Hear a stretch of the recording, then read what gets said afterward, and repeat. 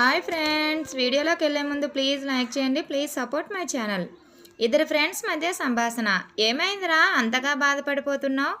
నిన్న టీవీలో సతీ సావిత్రి సినిమా వచ్చింది. ఎప్పుడూ లేనిది నా పెళ్ళం నేను ఇద్దరం కలిసి సినిమా చూసినాం. నాకు నోరు దొరద కదా.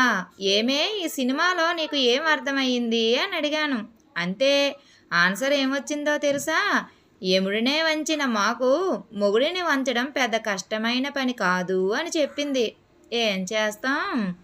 భార్యాభర్తల మధ్య సంభాషణ. ఏమండి, ఇడ్లీ చేశాను. చట్నీ చేయాలా, సాంబార్ చేయాలా? చట్నీ చేయవే. సరే. కొన్ని నిమిషాల తర్వాత, ఏమండి, ఇదిగోండి ఇడ్లీ తినండి. అదేంటి, చట్నీ చేయమన్నాను కదా, ఇదేంటి సాంబార్ చేసావు? సాంబార్ అయితే మధ్యాహ్న అన్నంలోనికి కూడా సరిపోతుంది, అందుకే చేశాను. మూసుకొని తినండి.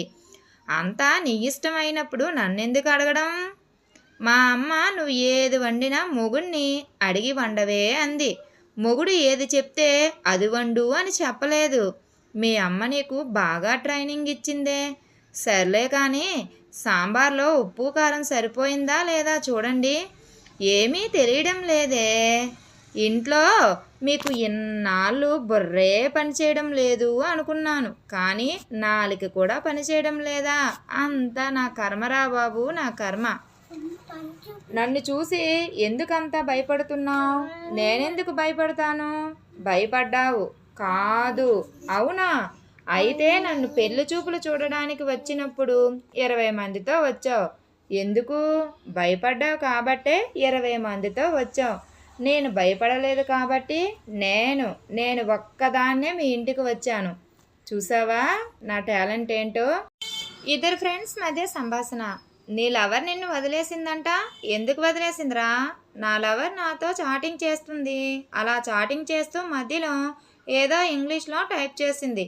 మనకా ఇంగ్లీష్ రాదు కదా, అందుకే గూగుల్లో చూస్తుంటే దానితో చాటింగ్ చేయడానికి కొంచెం లేట్ అయింది. నువ్వు నాతోనే కాకుండా ఇంకా ఎవరితో చాటింగ్ చేస్తున్నావు అని అడిగింది. అది కాదు, నేను నీతోనే చాటింగ్ చేస్తున్నాను అని చెప్పాను. అది వినలేదు. బ్రేకప్ అని వదిలేసి వెళ్ళిపోయింది. దానికి నేనేం చేయను? అందుకు అంతలా ఫీల్ అవుతున్నావా? దానికోసం కాదురా బాబు నేను ఫీల్ అవుతున్నది, వేరే దానికోసం. మరి దేనికోసం ఫీల్ అవుతున్నావు? రోడ్డు మీద 100 రూపాయల నోటు కనిపించింది.